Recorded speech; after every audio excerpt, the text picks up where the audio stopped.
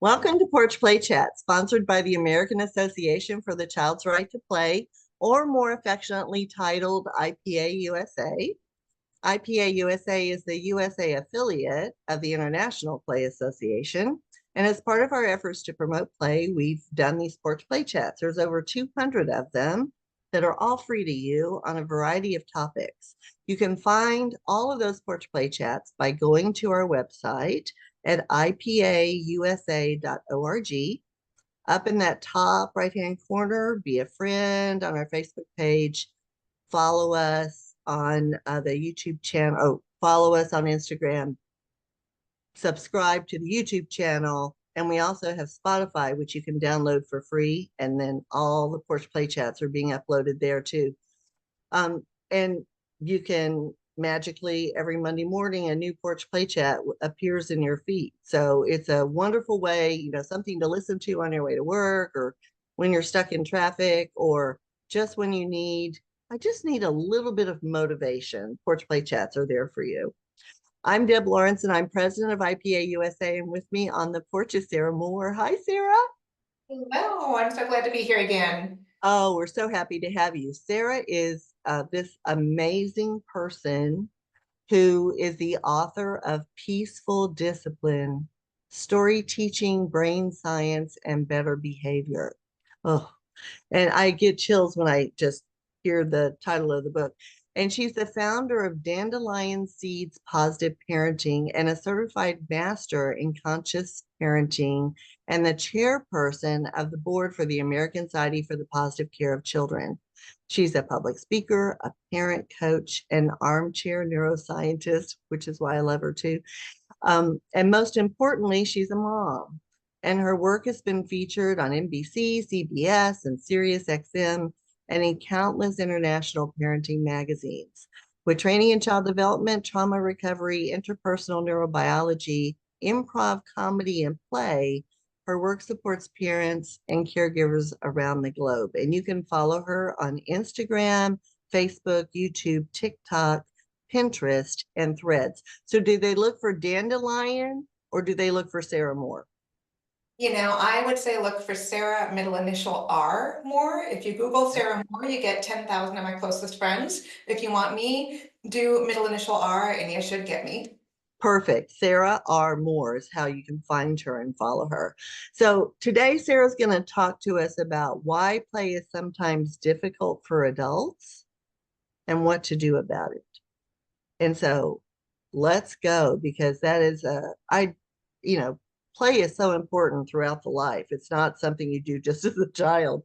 I think this is really important for families to hear. So tell us what you're thinking, Sarah, when we talk about that title. Yeah, thank you so much for asking and again for having me. And I'm going to preface this by saying I had to relearn how to play. I was a really good player as a child. And then I turned very adulty in my corporate America job for far too long. And although I loved what I did, my sense of balance was getting really, really skewed. And I realized that I wasn't really enjoying my life as much as I wanted to. And there were some very good reasons for that. And frankly, it's part of the reason that I enrolled in improv comedy school at night while I was still working full time during the day, because I knew I needed something that felt lighthearted and playful in my life. So I want to encourage anybody who's listening to this and saying, play doesn't feel accessible to me. You don't necessarily have to enroll in improv school, but if your body is telling you that you don't have as much joy as you want to have in your life, play. Welcome to being here. Play is absolutely going to be the key, and we have to figure out what play looks like for you, because what play looks like for one person isn't necessarily what play looks like for somebody else. So I will talk about that in a little while, but first I would like to begin with why so many adults have trouble playing or accessing any of that joy and lighthearted feeling that we want to have more of. And frankly, a lot of it comes back to family of origin, things we learned growing up about how play was perhaps frivolous, perhaps play was something that we had to earn by finishing all of our responsible stuff first. Play was something we only got to do when we finished our homework, finished our chores, finished all the things that were on our must-do list. And if there was time left over, maybe we got to play. Now, Mhm. that being said, I know that that's not everybody's story, and I certainly hope it's not everybody's story, but it's so prevalent in society that I think it's really an important discussion that we need to have. Because if we have that mindset, if that is our belief system growing up, that we had to finish all the responsible stuff first, and then maybe we get to play, guess what mindset we have by the time we're an adult? I don't know about you, Deb, but in fact, I'm going to ask you point blank, how's your to-do list today? Do you have, Yeah. a couple of things you should do today? Yeah, Yeah. just about this big. Yep. And we And have company coming this weekend. So it just got yesterday, it got this big, right? So it's there's a lot that has to be on my play on my day planner, right? To get me through what's coming up for the weekend. But I will say I do take time to play. And so, I'll say, nope, I've worked long enough. But I will also say that when I came home from school, it's so interesting how you did that. And then I'm going to say one more thing and then let you get back to it because it's so important. When I came home from school, my mom said, do your homework and then go play.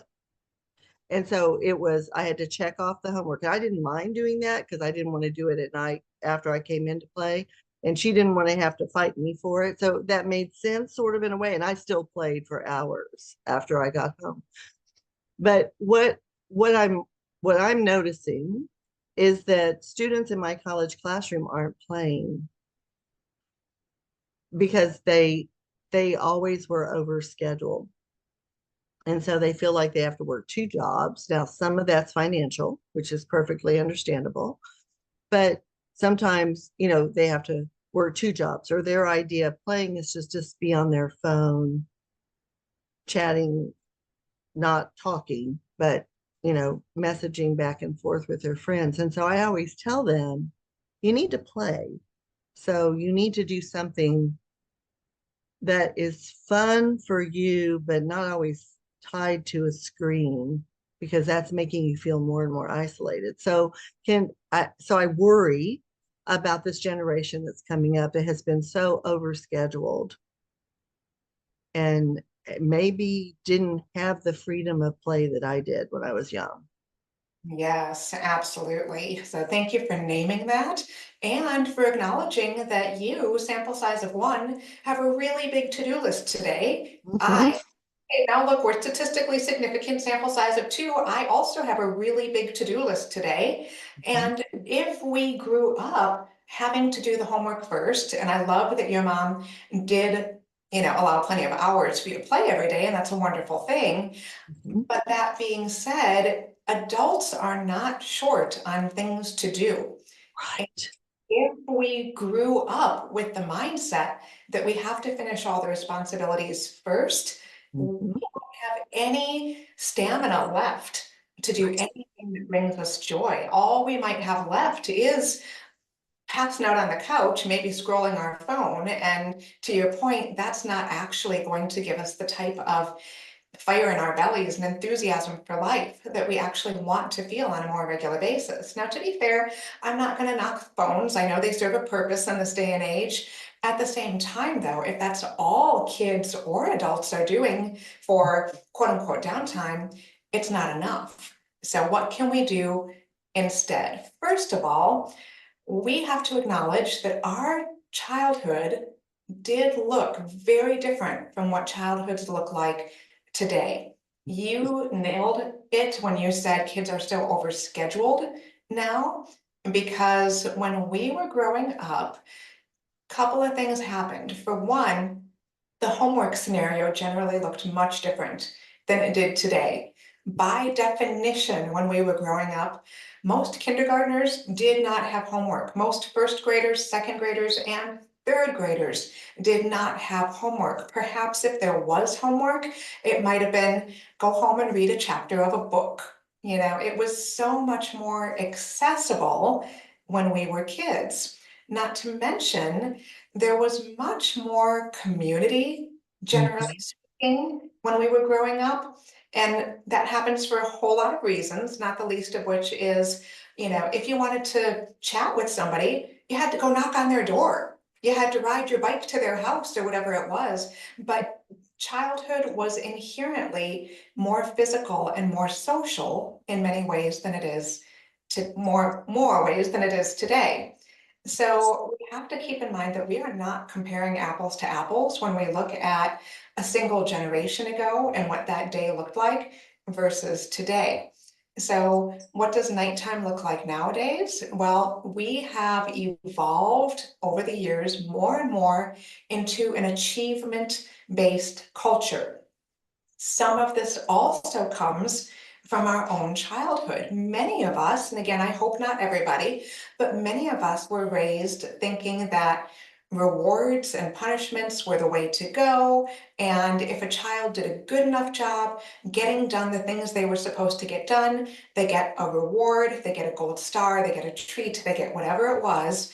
And frankly, the combination of being overscheduled, having a totally different looking childhood, and having a rewards system, if you will, to celebrate our achievements on paper really set us up for losing the joy of play. And by Mhm. the way, my ring light is playing with me. It's turning off and on ahead of me. I can reach the button, but if you're wondering why my lights are going off and on, it's just my ring light saying I'm going to play too. It's So playing. Yeah. It's like, huh. exactly. So it is what it is.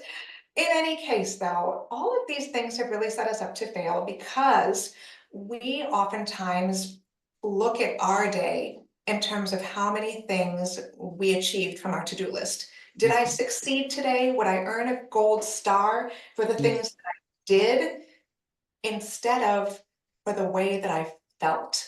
Oh, yeah.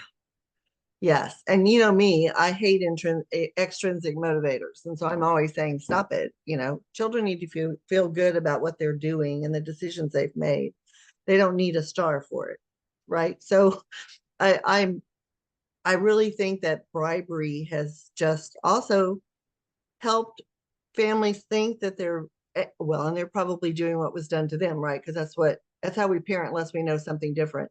And so sometimes I think they think, oh, well, I was able to get a piece of candy or I was able to get a sticker, or so I should do that with my children, when that's really not what we should be doing. They should be feeling good about their decisions, Yeah. not getting rewarded for something that they did that they may not have cared whether they did it or not. They just wanted the reward. Exactly. We are 100% aligned, my friend, on that. And I talk about that actually quite a bit in Peaceful Discipline, along with what to do instead to help drive that intrinsic motivation. Because, you know, again, a whole side topic there, but we really want kids who want to do the right thing, who want to feel joy in their lives, who want to, you know, talk to us when they're struggling, want to have emotional intelligence and resilience and all of these things. And if we raise them in a life that is too devoid of joy and Mhm. too focused on the external rewards, that's a great way to set kids and future adults like us up for anxiety, interpersonal struggles, all of these things. So we've got all the research and all the data to say we need to honor the importance of play in children's lives because of all of these factors we've just been talking about. It's going to be a protective measure for when they're older. Being able to play as a child is statistically linked to greater happiness and greater achievement in adulthood, with none of the bells and whistles and rewards like you were talking about a second ago. So what do we do if we struggle to play? What if I don't feel like I can relax until I get my to-do list done? What if I have trouble engaging with my child because I don't remember how to play or I don't like it or whatever? And I'll talk about those things a little bit now. For one thing, if we have trouble building in time to play, first thing I'm going to do is redefine play as Sarah's definition of play. Play does not have to include Barbies. Play does not have to include Legos. Play does not have to include picture perfect crafts from Pinterest. I personally am not even a fan of most of those projects, and I realize it's huge. There are probably a lot that I would like, but I don't spend enough time researching it to even know for sure. Those things in my definition are not play. For me, play is anything that brings you joy. What absolutely lights you up on the inside? What's that thing that if you could do it all day, every day, you would feel like I have the perfect life? That for you is play. So we have to figure out, for starters, what do I like? What makes me feel good? What makes me feel empowered? What helps me feel connected to myself and to other people? That's play. Phase two of that is where, if anywhere, is that showing up in my life right now? And am I being intentional about it? Part two that I'm going to share here is I'm going to invite all of us to think back to our childhood. And if we went to school, and this was back before, homeschooling and things like that, and unschooling were more popular, but most of us were in brick and mortar schools at that point. And we have to remember that we had intentional, predictable, assigned breaks throughout Yes. the called recess. Mhm. And there was not a single teacher or principal or superintendent out there who said, well, I see you've had PE, reading, and math, but you haven't had social studies yet, so you can't go to recess. No, if you've had those first three subjects, you just plain stop what you're doing, you go to recess, and after recess is social studies. Mhm. Recess is built into the schedule, even though all of the quote unquote responsible stuff isn't done yet. Right. Now, you and I are going to say play is responsible stuff, Mhm. but just to kind of keep it on par with how people tend to categorize effective, learning versus free time, that's the only distinction I'm making there, even though, again, we know that play is every bit as important, if not more important, than many of those other subjects in school. Absolutely. It's a biological necessity. That's Yeah, how IPA describes it. It's not frivolous. It's not something you do when you have time. no, It's a biological necessity for your development. And so that I think back to recess and the fun we had. It was we were either doing jacks or jump rope or what's the thing? What's the tether ball? Oh my God, I love tether ball. Or we were hanging upside down on the monkey bars, or we were swinging, or we were doing the seesaw and trying to bump our partner off. We were all of those physical things that also help you sort of handle your stress, yeah, always outside and and and joyful so that you felt, oh, you had your 30 minutes of recess. And we had two a day. We had one after lunch and then we had another break. And so after lunch was like 15, 20 minutes. And then we had a 30-minute recess. I think the recess, the 30-minute was in the morning. And then we had the after lunch one. And your whole body sort of resets, right? You're much better at being able to stay with attention and be able to cognitively function if you've had that break. And now, they take away recess because you haven't finished your worksheet. yes, exactly. Huge eye roll for me there. So I I'm know, just crazy. It's just crazy. And we wonder why our test scores are bad. And we shouldn't wonder why, we know why. But it's difficult to get people to see the cause and effect because it really is causal of what they're doing and how it is they're not achieving the outcomes that are already unrealistic but still not happening, yet they keep doing the same thing over and over, which and I think it's so when I think about the teachers in classrooms And I think about the superintendents and the principals. I worry that they're the people, the adults you're talking about, that don't take time to play, that we must, keep going because we have to do all of these things to get better test scores. And it's really not what they're hopeful it would do. Yeah. Exactly, exactly. Again, we are just 1,000% aligned on this. I think I said 100% before. We're not 1,000% aligned. Yeah. And there has to be true balance, you know? So when we as adults are saying, well, for me, social studies is going to the grocery store, build in the time to play first, because I promise you, you're going to be more effective at all the other things you do afterwards. It actually improves our quote unquote productivity when we take the breaks that we need to recharge and feel joy. And when we do this, our mental health improves, our physical health improves. It just, the benefits are endless. So no matter our age, we have to figure out, what am I doing? And this is the core question I want everybody to take away. What am I doing to intentionally create joy for myself every single day that's as predictable as recess would have been for me when I was a kid? Now, that thing for you might be reading, it might be going for a walk, it might be gardening, it might be, playing with your kids or your pets or whatever. There's no wrong way to play if it's fun and if it's safe for you. And if it doesn't feel accessible, if you feel guilty, if you feel like you're hating the time, be so gentle with yourself, because according to the research, self-compassion is the number one thing you can do to drive positive change in your own behavior. So when you can be gentle with yourself and say, you know what, maybe I don't have capacity, I don't feel like I have capacity to take half an hour to play today. Maybe I take 5 minutes and I practiced with 5 minutes and just increase my window of tolerance. Now, this is for you as an adult alone. This could also be you as an adult playing with children. If you have trouble playing with your child, start small. Yes. Make child-led. Say, all right, what are you doing? I will join you in that.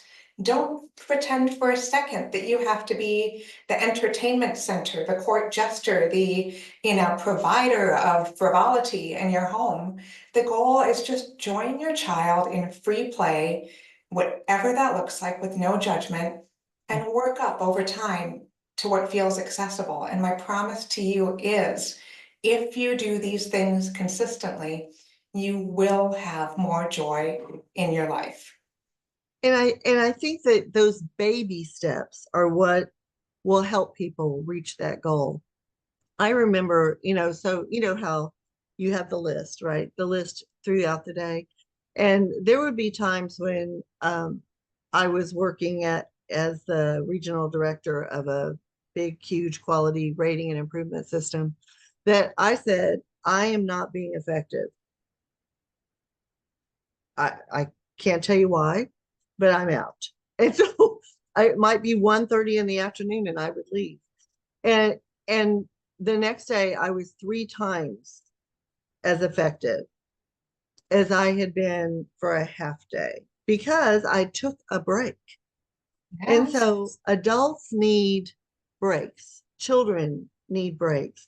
And when you think about the number of people who are on anxiety medication, depression medication, or who have panic attacks, that is telling your body, is telling you that you're not taking any time for you and relationships if you have one or want one, or just to give yourself some space. And I do think, everything that you do as an adult has been influenced by what happened to you as a child. So you also need to be thinking about how that be affecting you, and then read about it, because it's really important that you understand that some of those things that, if you're a parent, I still, even as a mom, when my children were growing up, I said my mom was wonderful and my dad was fabulous, but mom would have these little sayings that she would say. And sometimes I would find myself saying them to my children, and I would go, oh my God, because they're programmed into your brain based Yes. on what you experienced over and over and over again. So I think these baby steps to help people recognize and maybe why they're feeling that way is because they're not giving themselves time to play, whatever that means to you. It could You're be playing a board game. It yeah, could be going out with friends. It could be reading a book. It could be doing all sorts of things that are meaningful to you that don't make you feel more anxious, right? Because sometimes we do things. exactly. Yes. And you just touched on something absolutely beautiful. And, and I talk a lot about it in my peaceful discipline parent coaching group. It's what scripts are we bringing to parenting that we don't even realize we're bringing to parenting? And once we unpack those, this beautiful thing happens where we get to rewrite them and write a whole new story for our family. And we don't have to repeat these patterns unless we want to. And I Right. want people a Right. lot of, and I love how you honored your parents and called them wonderful and fabulous. And I'm sure they would be so, so proud of you if they were, here doing this work, Mhm, watching you thrive in this business of promoting play. mhm. And I just absolutely love that you were self-aware enough to notice when you were repeating some of those things to your kids, because that Yes. awareness is everything. Yes. Oh my goodness. And it would be so funny. I would open my mouth and I would say, okay, stop that. And I mean, they weren't bad things that my parents said to me. Mom, when she woke me up every morning, was rise and shine. And I was like, oh my God, I never want to hear that again. Right. So it wasn't bad things, but it was things that I recognized were embedded in my memory templates and that I chose not to repeat. And so you have that, everyone has that power.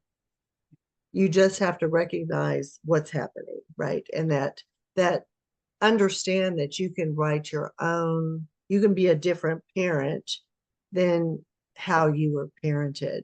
And think how rewarding that would be if you didn't have supportive parents or parents that did this to you all the time. So Sarah, this has been absolutely incredible.